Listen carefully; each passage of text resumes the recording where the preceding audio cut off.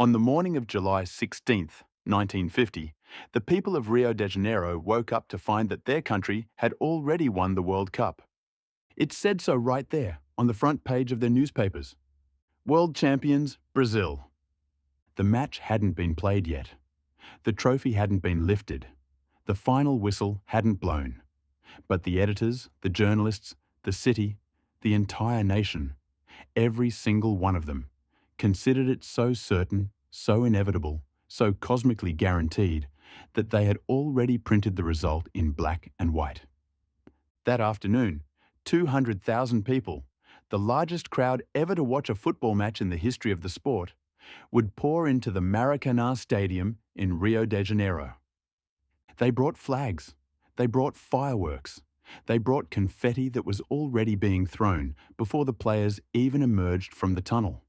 The mayor of Rio de Janeiro had already written his victory speech. Brazil needed one result to become world champions. A draw, 90 minutes, at home, in front of 200,000 of their own people. They just needed to not lose. You already know what happened. The scoreline is in every history book. But what you almost certainly don't know is what the Maracanazo actually was. The real human story underneath the famous shock result. The captain who read the newspapers at breakfast and did something extraordinary with them. The goalkeeper who spent the next 50 years being blamed for a crime he didn't commit. The country that burned its own jerseys. The defeat that didn't just lose a football match, it reached into the soul of an entire nation and left a wound that took 64 years to start to close. That's what we're talking about today. Before we can understand why the Maracanazo hit Brazil the way it did, you need to understand what the 1950 World Cup meant and why its structure made the whole disaster possible. The 1950 World Cup took place 12 years after the previous tournament. The Second World War had cancelled the 1942 and 1946 editions. The world was rebuilding. And for a country like Brazil, poor, politically complex, deeply insecure about its place in the modern world, hosting the tournament was not just a sporting event, it was a declaration of arrival. A statement to the world that Brazil was not a second-rate nation on the margins of history. It was a civilization. It deserved to be taken seriously. To make this statement physically manifest, Brazil built something that had never existed before. A stadium so large, so monumental, so staggeringly ambitious that it would become the living proof of what Brazil was capable of. Construction began in 1948. The Estadio Jornalista Mário Filho, known universally as the Maracanã, was completed just enough to host matches in 1950, though parts were still unfinished when the tournament began. Its official capacity was listed as 199,854 standing spectators. Let me give you some context. The largest football stadiums in the world today hold around 90,000 people. Wembley holds 90,000. The Camp Nou holds 99,000. The Maracanã in 1950 held, officially, just under 200,000. And many historians believe the actual crowd on July 16th exceeded that number. Estimates range from 199,000 to 210,000. It was not a stadium. It was a city inside a city. And it was built specifically, emotionally, symbolically, architecturally, for one purpose: for Brazil to lift its first World Cup in front of its own people. But here's where the structure of the 1950 World Cup adds a layer of cruelty that is almost hard to believe. The 1950 World Cup did not have a traditional final. Instead of a single knockout match between two teams, the tournament ended with a four-team round-robin final group. Brazil, Uruguay, Sweden, and Spain all played each other. Going into the last match, Brazil needed only a draw against Uruguay. Uruguay needed to win. Brazil had already beaten Sweden 7-1. They had beaten Spain 6-1. In terms of goals scored, attacking football, and sheer dominance, Brazil was so far ahead of every other team in the tournament that a draw against Uruguay was genuinely considered a formality. Not a challenge, a formality. The city had already begun celebrating. It's worth spending a moment understanding just how good Brazil were in 1950, because without that context, you can't feel the full horror of what's coming.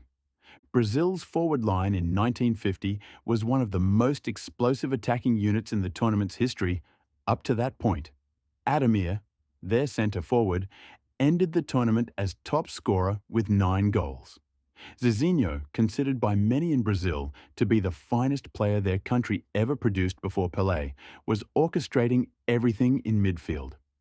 Yes, Zizinho, not Pelé, is what many Brazilian football historians of that era considered the pinnacle. That tells you something about the quality of the 1950 squad. Their football was fluid, joyful, relentless. They played in front of rapturous home crowds at every single match. The Maracanã had become, over the course of the tournament, not just a stadium, but a living entity, breathing, roaring, feeding energy directly into the players' legs. Brazil's players had been told, repeatedly, publicly, by officials, coaches, and the entire media apparatus that they were going to win.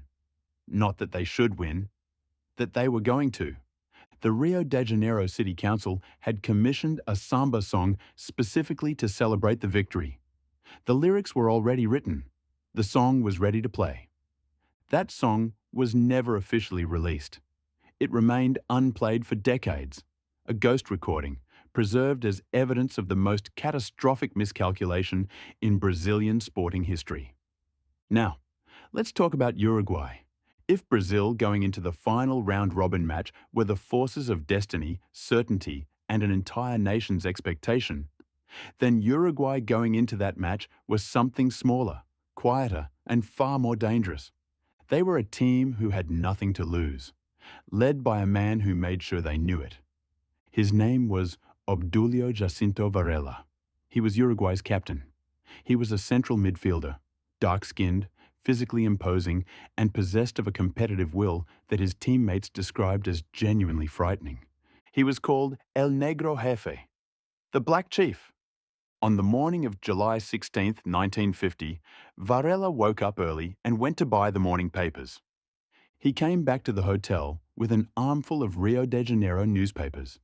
Every front page was a variation of the same theme. Brazil had won. Brazil were champions. The match was a formality. Now, what would most players do with those newspapers? Ignore them, probably. Try to stay focused. Maybe feel a flicker of anger. What Obdulio Varela did was something else entirely. He gathered his teammates in the hotel room and spread the newspapers out on the floor. Then he invited them to urinate on them. Not metaphorically. Varela stood in that room and told his team, many of whom were genuinely intimidated by the crowd, the occasion, and the overwhelming weight of expectation pressing down on them from outside, that these newspapers were disrespecting them, that they had already been dismissed, already been erased, and that the only possible response was to go onto that pitch and make the newspapers wrong. Obdulio Varela walked into the Maracanã that afternoon with 200,000 hostile people waiting to celebrate against him. And he was ready for every one of them. This is the human story of the Maracanazo that the simple scoreline never tells you. The result was decided in many ways before a single ball was kicked. Let me paint you the picture of Rio de Janeiro on the morning of July 16, 1950. The city woke up and was already celebrating. Flags hung from every window in every neighborhood. Music played. The streets were full by mid-morning. Vendors sold food, drink, confetti. Children wore yellow. It felt genuinely, tangibly, like the kind of morning that a nation marks on its calendar forever. Before the match, the mayor of Rio de Janeiro gave a speech to the Brazilian players in their dressing room. His exact words have been slightly disputed across different accounts, but the substance is not. He told them they were the greatest players in the world. He told them the entire nation was behind them. He told them that history had chosen this day and this team. He called them, in front of the world, the champions of the world. Before they had played a minute, in the Uruguayan dressing room, Obdulio Varela was doing the opposite. He wasn't speaking. He was sitting in the corner, completely still, staring at the floor with the quiet intensity of a man who had already decided what was going to happen. At 3 p.m. local time, the Brazilian team emerged from the tunnel.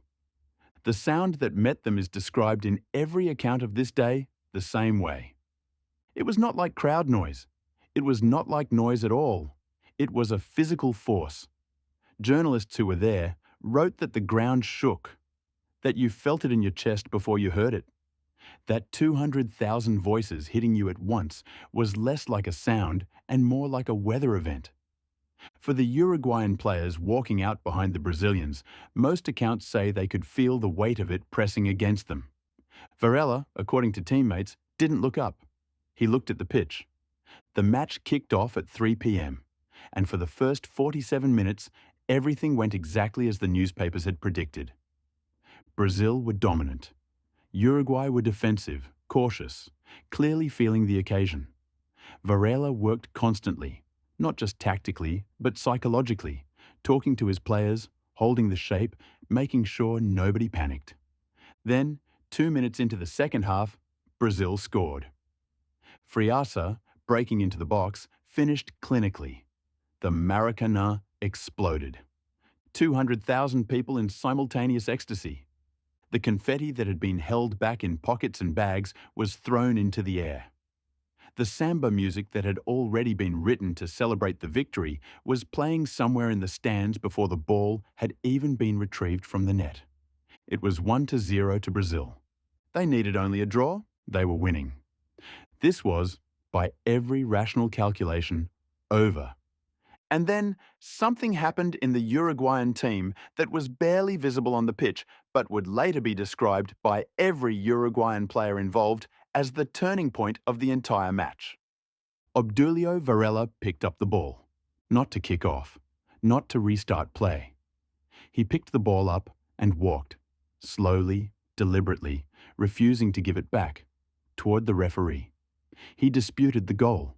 He gestured at his teammates. He argued. He stalled. For nearly 3 minutes, Varela held the ball and refused to restart the match.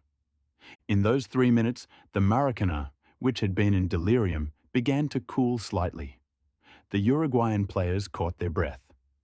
Varela spoke to each of them individually. He was not arguing the goal was invalid. He was buying time, buying air, buying calm. Uruguay restarted the game in a different psychological state than Brazil. At 66 minutes, Schiaffino.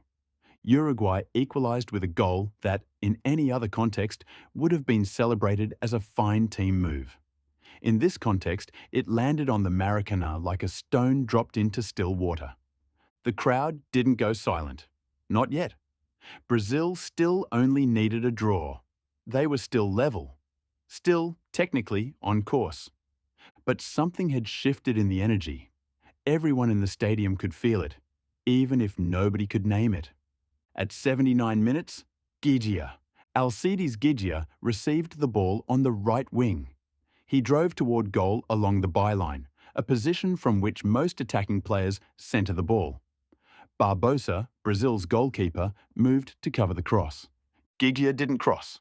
He shot, low, near post, into the small space that Barbosa had vacated. The net moved. Uruguay 2, Brazil 1. There is a moment in the accounts of every single journalist and spectator who was in the Maracanã on July 16, 1950, that is described with almost identical language. When the ball went in, when Gidea's shot crossed the line and Uruguay were ahead, the Maracanã went silent. Not quiet. Silent. 200,000 people. A stadium that, moments before, had been shaking with noise that witnesses said was physically painful to stand inside. Silence. Reporters in the press box described putting down their pens and looking at each other in disbelief. Not at the goal, but at the silence itself. That this was possible. That this many people could collectively stop making sound. One Brazilian journalist present wrote, "There was no explosion of grief. There was just an absence, as if sound itself had died." Alcides Gidea, the man who scored the goal, later reflected on that moment and gave what is, in my view, one of the most remarkable single quotes in the history of sport. He said, "Only three people have ever silenced the Maracanã: Frank Sinatra, Pope John Paul II, and me." Uruguay won the match 2-1. The final whistle was barely audible over nothing. The World Cup trophy was handed to Uruguay captain Obdulio Varela with almost no ceremony. The presentations had been prepared for Brazil. The stage for the celebration had been built for Brazil. The trophies were handed over in near silence, with no fanfare, by FIFA officials who looked as stunned as everyone else. Varela reportedly was moved to tears in the dressing room afterward. Not from joy, but from something else. He had held his team together by sheer force of will under the most hostile conditions in football history. It had worked. He didn't know what to do with that. In the stands, 200,000 people sat or stood in total shock. Some wept. Many did not move for a long time after the final whistle. Reports suggest that the stadium was still not empty hours after the match ended. Not because people didn't want to leave, but because they seemed genuinely unable to process how to exist in a world where this had happened. In the days and weeks after the Maracanazo, Brazil did what humans always do when something impossible happens. It looked for someone to blame. And it found Moacir Barbosa. Barbosa was Brazil's goalkeeper. He was the man in front of the goal when Giggia scored. And because the goal went in at the near post, because Barbosa had moved slightly to cover a cross that never came, Barbosa became, in the Brazilian public narrative, the man responsible for destroying the nation's dream. What followed is one of the most disturbing examples of collective scapegoating in sporting history. Barbosa was black, and in the Brazil of 1950, race was not a neutral category. The history of how racial identity intersected with the blame for the Maracanazo is uncomfortable, and it is important to name it directly. Barbosa faced not just sporting criticism, but something uglier: a cultural readiness to assign blame to a black man for a collective national failure that no individual could have caused or prevented. For the rest of his life, 50 years, Barbosa was unable to escape the Maracanazo. He was never selected for the national team again. He was invited to visit the Brazilian national training camp in the 1970s, when a new generation of players was preparing for an upcoming World Cup. According to accounts, a senior figure at the federation turned him away at the gate, worried that his presence was bad luck. The story that circulates most often about Barbosa, which he confirmed himself in interviews, is this: one day, in a supermarket, a woman pointed at him and said to her son, "Look at that man. He is the one who made all of Brazil cry."